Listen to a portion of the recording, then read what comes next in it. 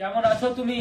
আর আমার দেশ কেমন আছে? প্রায় 100 বছর হয়ে গেল আমার দেশকে দেখা। দেশ ওই রকমই আছে যেমন রেখে আপনি ফাঁসিতে ঝুলেছিলেন।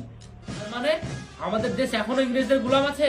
ইংরেজদের কাছ থেকে তো আমরা 1947 সালে স্বাধীনতা পেয়েছিলাম। তাহলে তো আমাদের দেশের লোকই চালাচ্ছে, তাই না? হ্যাঁ, তাহলে তো আমাদের দেশ অনেক এগিয়ে যাবে, তাই না? আমাদের দেশের চাষিকে, দিনমজুর খেটে খাওয়া মানুষকে সমান অধিকার, সমান সম্মান দেওয়া হয়, তাই না? এমন তো কিছু হয় না।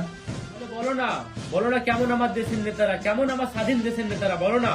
আমাদের দেশের নেতারা বিজ্ঞানীকে জেলে ভরছে আর রেপিস্টকে নিয়ে নেতা বানিয়ে সম্মান দিচ্ছে। আর তারা এতটাই টাকা পকেটে ভরছে, সাধারণ মানুষের টাকা এতটাই ভরছে যেন তাদের 7 পিঁড়ি না 700 পিঁড়ি বসে খেতে পারে, এতটা টাকা সাধারণ মানুষের কাছে লুটছে। তো তোমরা কি করছো? আমার দেশের যুবকরা কি করছে? দেশের যুবকরা তো সারাদিন ইনস্টাগ্রাম আর ফেসবুকে রিলস দেখছে। তাহলে আমাদের দেশের জন্য প্রাণ দেওয়া কি বেকার হলো?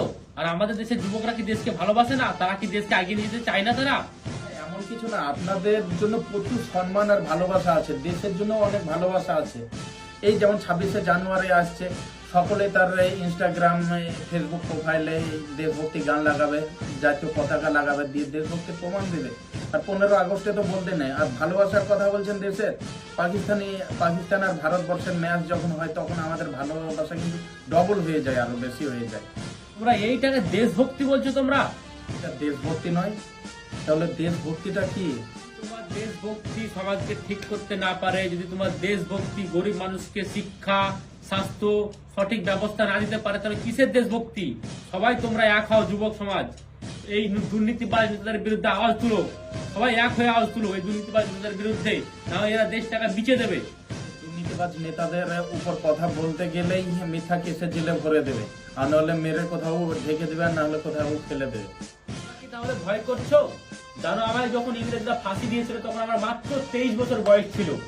আমাকে দেশদ্রোহী, আতঙ্কবাদী অব্দি বলা হয়েছিল। তোমরা যদি এখন ঘুমিয়ে থাকো তো এই দুর্নীতিবাজ নেতারা এই দেশটাকে বিক্রি করে দেবে। তোমরা সবাই এক কথায় জাগো, দেশে ক্রান্তির খুবই দরকার। মানে যুদ্ধ করতে হবে, হাতিয়ার উঠাতে হবে, যেভাবে আপনি উঠিয়েছিলেন। আমাদের ক্রান্তি বিচারের উপর ছিল। যখন ইংরেজরা আমাদের কথা শুনতো না তখন আমরা আরো জোরে আওয়াজ তুলেছি। আর ক্রান্তি বলতে সরকার বদলানোকে না, ক্রান্তি মানে হচ্ছে দুর্নীতি মুক্ত ভারত। তাহলে এটা কিভাবে হবে?